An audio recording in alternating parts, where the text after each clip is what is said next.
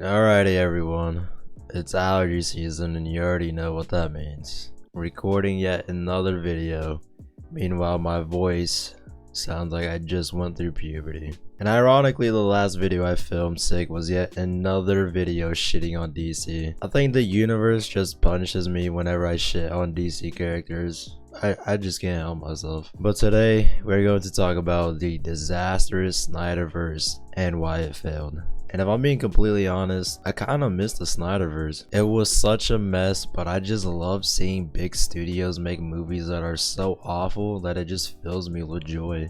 Now, I don't think I liked any of his DC movies, no, but there's also more to why the Snyderverse failed other than what most people think about how it's not comic accurate. And there's a lot of shows and movies that aren't exactly comic accurate that people still enjoy. I mean, take for example The Boys. That show is not comic accurate other than having the same characters from the comics, but I'll get into that show a bit later. And people still do really like The Boys, even though season 4 fucking sucked. But what I'm trying to say is that the Snyderverse didn't just fail because it's not comic accurate, just that the changes of these iconic comic book characters weren't changes that made sense and weren't changes that necessarily benefited the story or the character. There's way too much to dissect, so let's just get into it, because there's a lot to dissect. So before I go ahead and talk shit about a director's movie for the millionth time on this channel, I have to first talk about Zack Snyder. See, Zack Snyder movies can all be summarized as edgy, pointless action with no coherent story to it. Man of Steel and Batman v Superman are regarded as some of the worst DC movies put out in the last decade because the director had a completely backwards take on these characters than the comics did. And this all boils down to what type of director Zack Snyder is and why he chose to make these decisions. Zack Snyder saw Batman, a character who stands as a symbol of justice for the people of Gotham, who doesn't kill or use guns, and decided to make Batman kill people and use a fucking cattle iron to brand criminals so the inmates know who they need to kill whenever they go to prison. And he only did this just because of his destructive ideology when he took the mantle of directing DC movies. Batman can't kill, right? So Batman can't kill is canon. And I'm like, okay, well, the first thing I want to do when you say that. So honestly, this could be my shortest video ever because the fucking guy who made these movies was never motivated for any other reason other than, oh, it looks cool. Which if you've seen his Watchmen movie, the same can be said for that movie too. This is ever present in literally any movie he's ever made, and somehow there are still people on Twitter fighting for Netflix to take the rights from Warner Bros. That way Zack Snyder can finish his Snyderverse. And honestly, I can't even believe people are still trying to keep that universe alive, but it is Twitter, so you know what I mean. So let's start off with Henry Cavill's Man of Steel. And no, I'm not going to re-traumatize you and go over this movie with you because you probably already seen it. In fact, I'm not gonna go over any of these fucking movies with you. They're really old, so if you haven't seen them, well then why the fuck are you watching this video for? Henry Cavill's Superman did what no other Superman has ever done on the big screen before. And no, I'm not talking about having a CGI mustache face. He went ahead and caused domestic terrorism, let his father die when he could have saved him, killed hundreds of people and let hundreds more die, and destroyed any future of the Krypton civilization. Now there are ways to get the audience on board with the main character killing people. Just look at John Wick. This guy lost his wife and got his dog killed, then went ahead and killed the guy who did it. That's a good example of getting the audience on board with the main character killing people, simply because you can understand where the main character is coming from. But it's not really a good example because John Wick was already killing people before, so let's take a character who was a goody two-shoe and then proceeded to start killing people because something horrible happened to him. Now this sounds a bit condescending, but I'm going to go ahead and use Superman as an example. And no, it's not Henry Cavill's. I'll use the Superman from the Injustice video games. The Injustice video games are some of my most favorite DC video games, on par with the Arkham Batman video games. They show some pretty good representations for all the DC characters they represent, plus it's a really good story, not just a good video game. To give a bit of backstory as to why this Superman got the audience on board with Superman killing people, is because this Superman was drugged by the Joker into thinking he was fighting Doomsday, but it turns out he was fighting his wife. And obviously Lois Lane died because she's just a normal human. Then Superman goes ahead and kills the Joker. You drugged me, made me. Lois, my son. I know it's soon, but think you'll ever love again? Maybe you won't kill your next family.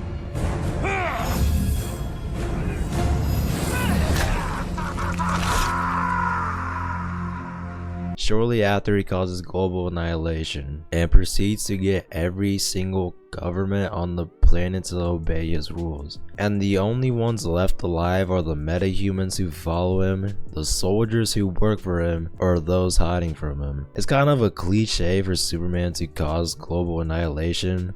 The main point on why I understood where the Superman was coming from is because of what happened to him. And in this Injustice universe, there used to be a Justice League, so this implies that they didn't used to kill people and they used to work together. But I guess it's still not fair to use Injustice Superman as an example because people in that same universe still thought killing was wrong. So let's go ahead and take a look at Homelander from The Boys, who kills people and he gets the audience and the local citizens on board with his killing. So to give a bit of backstory to Homelander, he was a child who was made from the eggs of a Nazi lady and a Captain America character who beat his meat into a cup. Then 9 months later, in a petri dish of some sort, Homelander was born. I understand what I just said was absolute insanity, but believe me when I say this is the most sane set of circumstances in terms of The Boys TV show. In The Boys universe, Homelander was kept in captivity for about 10 or so years. I don't think the show ever mentioned when he was left free from captivity. But shortly after, we realized that Homelander was practically programmed to be obedient. Homelander craves attention and love from everyone, and that's why he's always wearing his suit, because he wants people to recognize him. And usually whenever he kills people, it's people that find out too much about Vought's dirty secrets, or whenever it's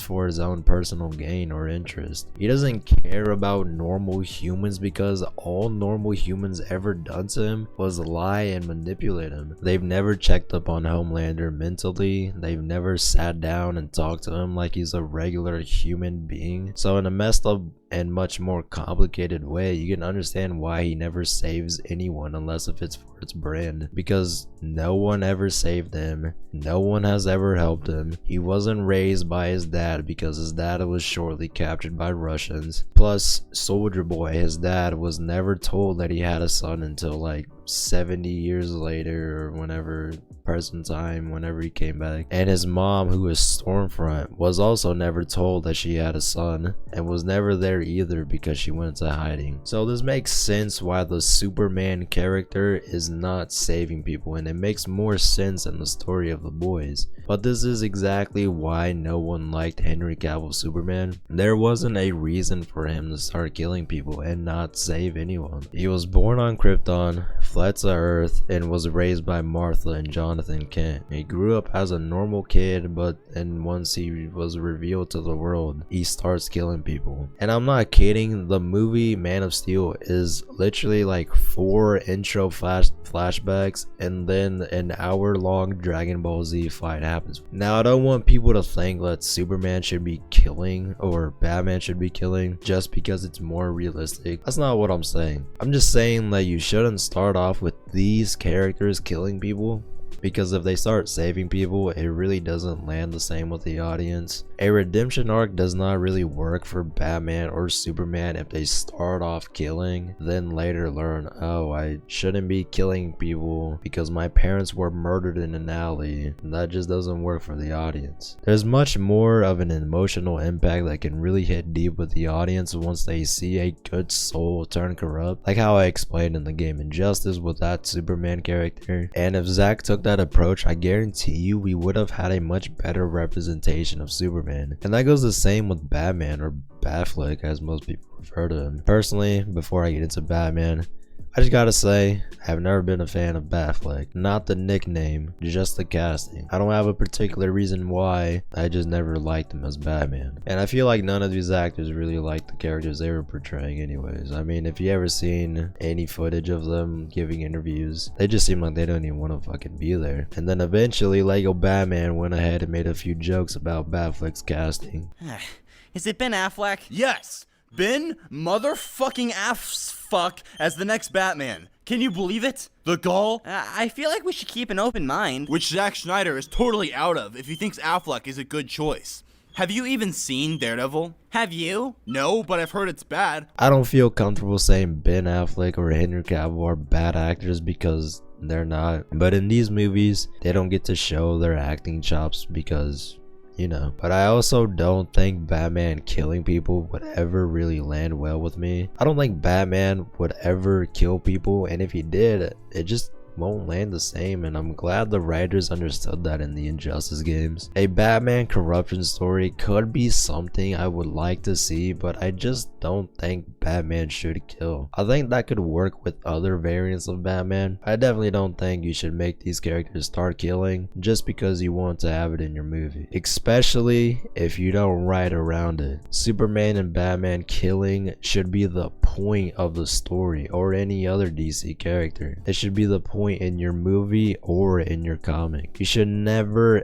ever have to address to the audience that these characters are technically not killing people. I tried to do it like by proxy. You'd shoot the car that they're in, the car would blow up, or the grenade would go off in the guy's hand, or whatever. So apart from the obvious murders, let's take an in-depth look into he shoots the cars and the bad guys are associated with that car. So pretty much what Zack Snyder is describing here is involuntary manslaughter, which involuntary manslaughter is a type of unintentional killing that occurs when someone kills another person without the intent to do so, either expressed or implied. It's different from voluntary manslaughter, which is when someone kills someone while provoked by emotions and doesn't intend to cause harm, which in the real world, like these realistic superhero movies, because you know killing is apparently a realistic superhero movie, but in the real world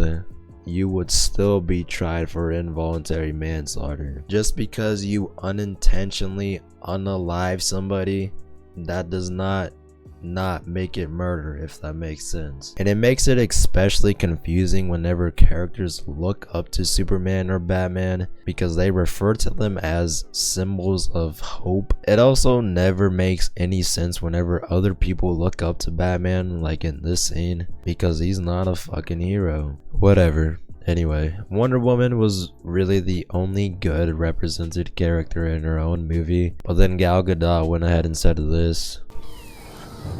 Kal-El, no! Then shortly after, the internet memed the fuck out of her, and then no one gave a shit about her. Ezra Miller as the Flash was whatever. I never really liked him. I liked the Flash from the comics, but not the movie. But I'll go ahead and leave that for another video. Cyborg and Aquaman were whatever as well, but I just think it's going to be a while before we see another Flash, another Wonder Woman, and Cyborg and Aquaman movie due to the disastrous box office these movies had. And another thing too, I think another way to make remakes of superhero characters who've had other movies in the past is just by making the story of the new movie work. I mean, look at Into the Spider-Verse. We have seen hundreds of Spider-Man movies and TV show and comics and shit, but Into the Spider-Verse had such a unique story that Spider-Man was never a part of, and that got people on board with Miles Morales. And if Miles Morales was killing in that story,